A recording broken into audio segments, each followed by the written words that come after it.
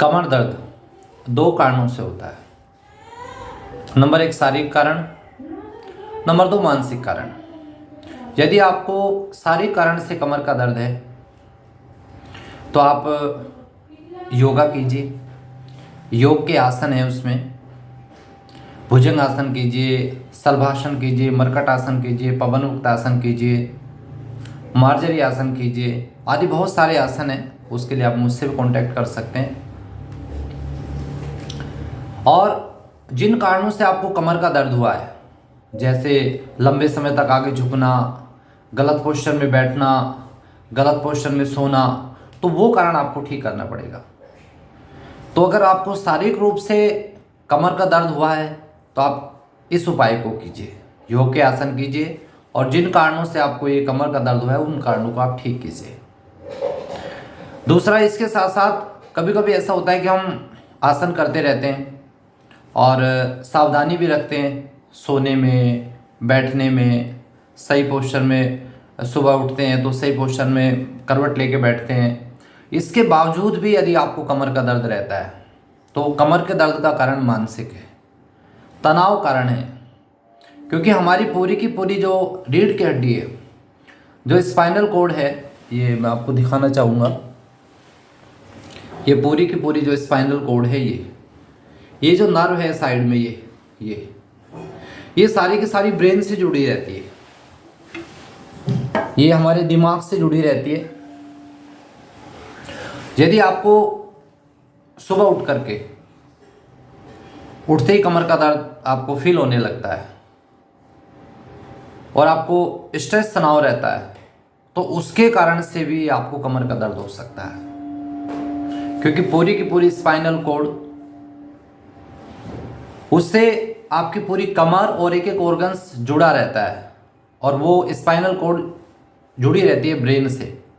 तो अगर आपको स्ट्रेस तनाव होगा, आपके मन के अंदर निगेटिव विचार आएंगे, तो आपका कमर का दर्द सदैव बना रहेगा। तो दोनों कारणों का आपको ठीक करना है। शारीरिक कारण के लिए मैंने बता दिया कि आपको आसन करने, और जिन पोस्चर गलत तरीके से बैठने से, गलत तरीके से सोने से, उनके कारणों से यदि आपको प्रॉब्लम है तो आप उसको ठीक करें। और दूसरे जो कारण है मेन, मानसिक कारण, स्ट्रेस तनाव के कारण से अगर आपको कमर का दर्द है तो आप उसके लिए ओम का जप करें। आप कहेंगे आचार्य जी, ओम का जप करने से क्या कमर का दर्द ठीक हो जाएगा? बिल्कुल ठीक हो जाएगा। दोनों चीज़ों को एक साथ करके देखो। अगर ठीक ना हुआ तब मुझे कांटेक्ट कर लेना, क्योंकि यही दो कारण हैं जिनके कारण से आपको कमर का दर्द रहता है। दोनों कारणों का आप निवारण कर दीजिए। एक तरफ तो आसन करें और सही अपना पोस्चर कर ले, बैठने का, उठने का, सोने का, और दूसरी तरफ आप ओम का जप करें। सर्वप्रथम आप ये जान लें कि ओम है क्या। ओम उस परमात्मा का नाम है जिससे सृष्टि का कण कण बना हुआ है, जिससे दुनिया बनाई है, जिसने बनाने वाला भी वही है, चलाने वाला भी वही है, और जब ये शरीर पूरा हो जाता है तो इस आत्मा के दूसरे शरीर में व्यवस्था करने वाला भी वही परमात्मा है। आप सुबह के समय जो नाश्ते में जो अनाज खाते हैं, जो रोटियां खाते हैं, आप जिस अनाज की बनती है उस अनाज को परमात्मा ने बनाया है। दिन में जो सब्जियां फल खाते हैं उसको बनाने वाला भी परमात्मा है। आप जिस भूमि पे आपका घर बना हुआ है, जिस धरती पे, वो भी परमात्मा ने बनाया है। आपके घर के अंदर जो ईंट लगी हुई है, ईंट जिस मिट्टी से बनी हुई है और जिस आग में उसको तपा करके उसको बनाया गया है, पक्की बनाया गया है, वो आग भी और वो मिट्टी भी परमात्मा की है। जब आप उसका ध्यान करेंगे सही विधि से, तो जितने भी मन के रोग हैं सारे खत्म हो जाएंगे आपके। ये महर्षि पतंजलि भी कह रहे हैं, व्याधि स्त्यान संशय परमाद आलस्य अविरति भ्रांति दर्शन अलब्ध भूमिकत्व अनवस्थित तत्व चित्त विक्षेप अंतराय।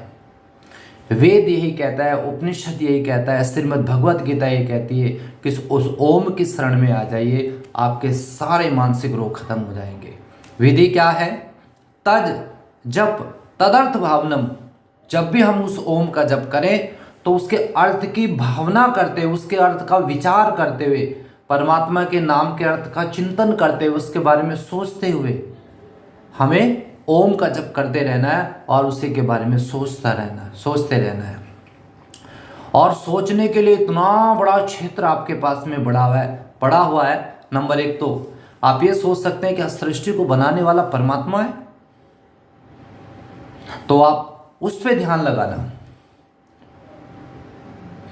जैसे आप पहले सोम पे ध्यान लगाना, क्या मुझको भी परमात्मा ने बनाया? तो आप कहेंगे नहीं, मुझको तो मेरे माता पिता ने बनाया। रज और वीर्य से सिर्फ स्थूल शरीर बन सकता है, लेकिन शरीर के अंदर आत्मा भी तो है, मन बुद्धि भी तो है शरीर के अंदर।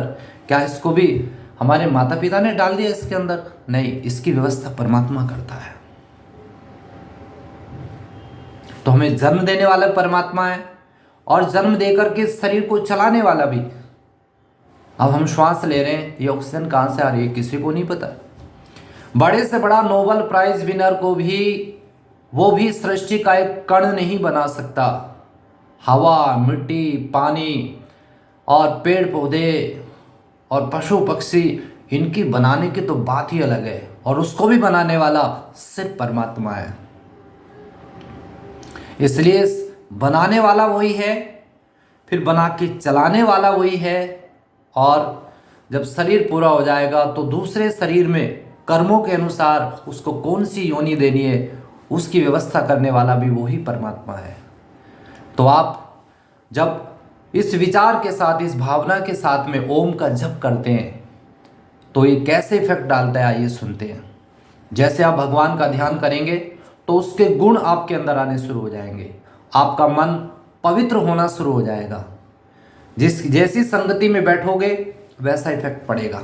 आप सर्दियाँ चल रही है, अब आज नया साल है, 1 जनवरी 2024 है, तो सर्दी बहुत है, तो आदमी सोचता है कि चलो आग के पास बैठ जाते हैं, आग जला लेते हैं। तो जैसे आग के पास बैठते हैं तो गर्माहट आनी शुरू हो जाती है, थोड़ा शरीर गर्म होना शुरू हो जाता है। और गर्मी में एसी में बैठते हैं, बर्फ़ के पास में बैठते हैं तो ठंड आनी शुरू हो जाती है, ठंड लगनी शुरू हो जाती है, शरीर ठंडा होना शुरू हो जाता है। जैसे गर्मी के पास में बैठने से, अग्नि के पास में बैठने से आप गर्म होने शुरू हो जाते हैं, और किसी ठंडी चीज़ के पास में बैठने से आपको भी ठंड महसूस होने लगती है। वैसे ही जैसे आप परमात्मा का ध्यान करते हैं, उस सर्वशक्तिमान का ध्यान करते हैं, तो उसके गुण आपके अंदर आने लगते हैं। ये इसकी साइंस है, आप उसके साथ में जुड़ जाते हैं। आपका मन उसके साथ में जुड़ता है तो मन आपका शुद्ध होता है, आपके मन के अंदर शांति आती है, और आपका मन जो विश्व में भटक रहा था वो भटकना बंद हो जाता है। आपकी बुद्धि विवेकवान हो जाती है, और जब बुद्धि विवेकवान हो जाती है और मन भी विवेकवान हो जाता है तो मन में जो विचार आते हैं, निरर्थक विचार, अनावश्यक विचार, सब रुक जाते हैं। और जैसे ही आपके मन को शांति मिली तो जितने भी साइकोसोमेटिक डिजीज है जो मन से शरीर में आए हैं, जो स्ट्रेस तनाव के कारण से आपके नर्व के ऊपर जो प्रेशर पड़ा है, आपके हार्मोन्स बिगड़ने से, और उस प्रेशर पड़ने से जो आपको L4 L5 में जो दर्द फील हो रहा है, वो दर्द आपका ठीक हो जाएगा। जैसे आप ओम का जप करेंगे वो सब रिलैक्स हो जाएगी। कैसे करना है, ऐसे आप बैठ जाए, आंखें बंद कर ले, लंबी गहरी सांस ले। सुबह को हाथ मुंह धो करके फ्रेश होने के बाद हाथ मुंह धो लीजिए। आप नहा सकते हैं, स्नान करना है तो स्नान कर लीजिए। एकांत जगह बैठ जाइए, किसी कमरे में, और कहीं पर भी आप बैठ सकते हैं, ऊपर छत पे बैठ सकते हैं या किसी नदी इत्यादि के किनारे, जैसी भी आपको व्यवस्था हो, एकांत पे बैठ जाइए जहाँ आपको कोई डिस्टर्ब ना करे। आंखें बंद कर ले और लंबी गहरी सांस ले, और छोड़ते हुए सांसों को मुंह से ओम का जप करना है। इससे प्राणायाम भी आपका साथ साथ हो जाएगा, प्राणायाम के भी आपको लाभ मिलेंगे।